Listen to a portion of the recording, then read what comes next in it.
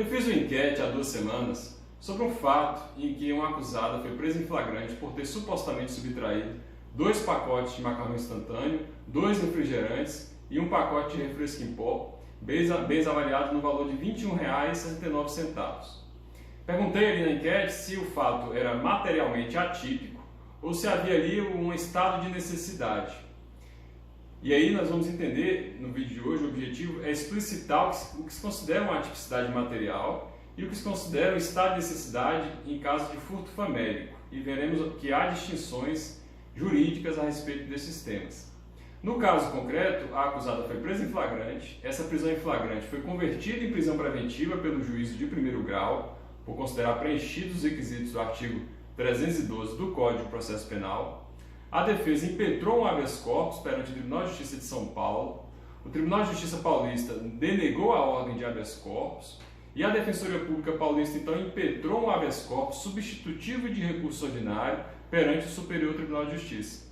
Habeas corpus substitutivo que foi distribuído ao relator, ministro Joel Ilan Pacionic.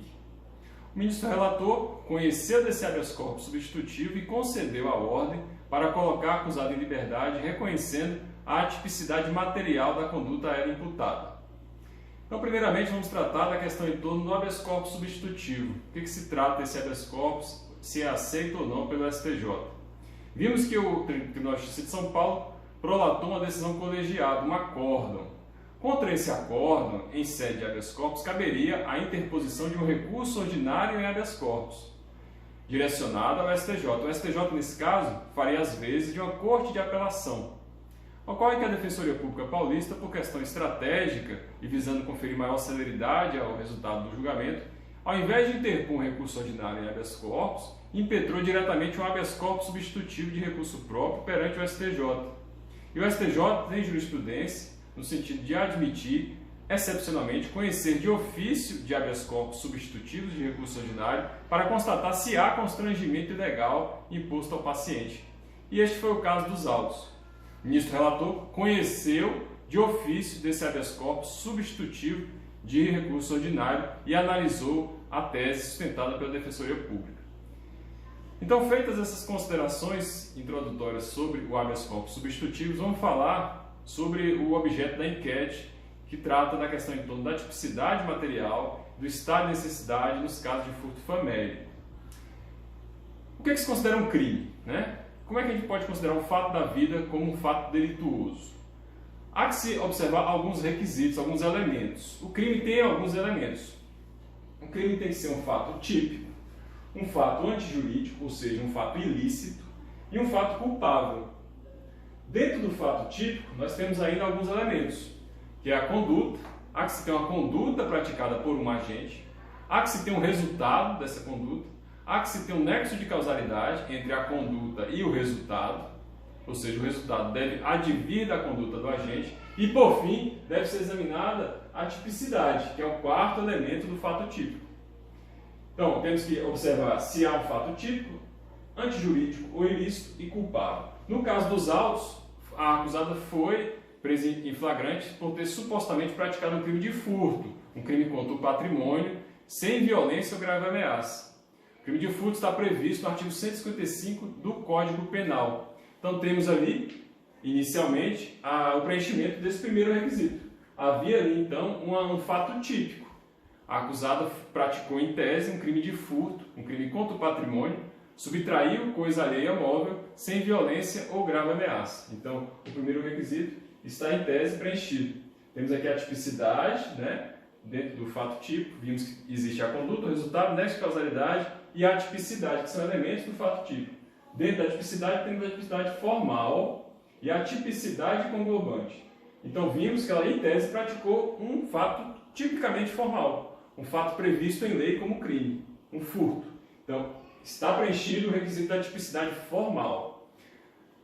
Preenchido esse requisito, temos que analisar se há tipicidade conglobante. E aqui é um tema muito importante, tema bastante interessante, cobrado, né, em provas de concurso e visto por quem atua diariamente no processo penal.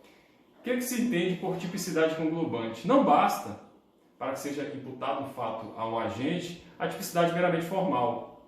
De acordo com o direito penal garantista, há que se observar a tipicidade conglobante. E a tipicidade conglobante engloba dois requisitos. A conduta tem que ser antinormativa e há que se observar a tipicidade material, que esse aqui é o ponto que a gente vai tratar de forma mais pormenorizada no vídeo de hoje. Primeiro requisito, a conduta, para que seja imputada ao agente, para que seja atribuída àquele autor, deve ser antinormativa, ou seja, o direito penal é entendido como um sistema em tese perfeito, então não pode haver uma colidência de normas, uma colidência real de normas. Então, a conduta imputada ao agente não pode ser autorizada por um outro dispositivo, por um outro artigo de lei. Por exemplo, o oficial de justiça, que nos autos de uma ação, um processo de execução, cumpre um mandado de penhora de determinado bem. Ele vai lá na casa do executado e penhora aquele bem. Ele é autorizado, ele tem respaldo legal para cumprir aquela ordem de penhora. Ele vai na casa do executado e penhora o bem. Não pode-se aí atribuir a ele qualquer prática ilícita, em razão do cumprimento desse dever legal dele. Ele está agindo no estrito cumprimento do dever legal. Então a conduta dele não é antinormativa. Então aqui nós vemos que esse é o primeiro requisito da tipicidade conglobante. E aí vemos que o estrito cumprimento do dever legal, que é uma das causas excludentes de ilicitude, ele fica um pouco esvaziado com a adoção da tipicidade conglobante, justamente porque o agente ali age em estrito cumprimento do dever legal. Então, aquele fato que poderia em tese ser atribuído a ele, aquele fato delituoso em tese atribuído ao agente, já pode ser examinado diretamente na tipicidade conglobante, não precisamos chegar então na antijuridicidade e nas causas excludentes de ilicitude. Então, fixada essa premissa em torno do que é uma conduta antinormativa, de que não pode haver uma colidência real entre normas penais, passemos então a analisar a tipicidade material, que aqui é o ponto que foi examinado pela decisão monocrática do STJ, que concedeu a ordem de habeas corpus à acusada. O que é que se entende por tipicidade material? O direito penal ele deve se preocupar das condutas mais relevantes, dos delitos mais significantes. Ele não deve se preocupar dos delitos de bagatela, dos crimes de menor importância. E aqui entra a tipicidade material e o princípio da insignificância, que é muito aplicado nos crimes de furto, crimes contra o patrimônio sem violência ou grave ameaça. Nos crimes contra o patrimônio sem violência ou grave ameaça, aqui nós vamos falar um pouco sobre a jurisprudência do STJ, que envolvem bens com valor de até 10% do salário mínimo, e praticados por agentes primários, sem maus antecedentes. Esses delitos praticados por agentes que não têm uma habitualidade delitiva, delitos que envolvem bens de até 10% do salário mínimo, o STJ tem jurisprudência pacífica de que esse tipo de delito ele é materialmente atípico. Aplica-se ali então o princípio da insignificância e esse fato então ele se torna atípico.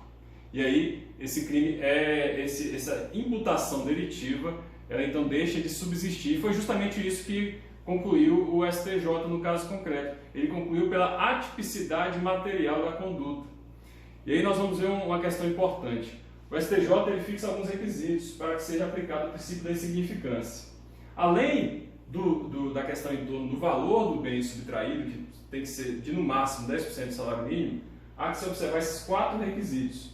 Mínima ofensividade da conduta, ausência de periculosidade social da ação, reduzido grau de reprovabilidade e inexpressividade da lesão jurídica. Então são 4 requisitos que estão fixados pela jurisprudência do Superior Tribunal de Justiça.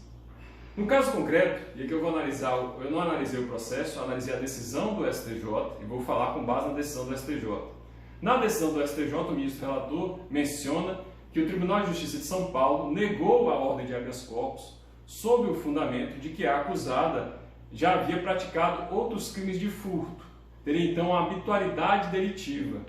Então, de acordo com a jurisprudência do STJ, em tese, o princípio da insignificância não seria aplicado a este caso, porque ela teria uma habitualidade delitiva e não haveria que se falar aí, então na mínima ofensividade da conduta. Então, essa regra geral que o STJ adota em casos similares ao examinado neste caso concreto. Ocorre que, neste caso do HC que estamos analisando, o HC substitutivo, o STJ excepcionou essa regra geral e concedeu o habeas corpus por entender que era ínfima a lesão jurídica provocada. Entendeu que o valor de R$ 21,69 não autorizava, então, que se concluísse pela tipicidade material da conduta e concedeu essa ordem de habeas corpus. Então, aqui vimos que o STJ, e aqui nós fizemos aquela enquete, perguntando se o fato era materialmente atípico ou se havia ali um estado de necessidade decorrente do furto famélico. Então, o STJ, na sua decisão, reconheceu o princípio da insignificância e concluiu pela atipicidade material da conduta, justamente em razão da mínima ofensividade do comportamento da agente.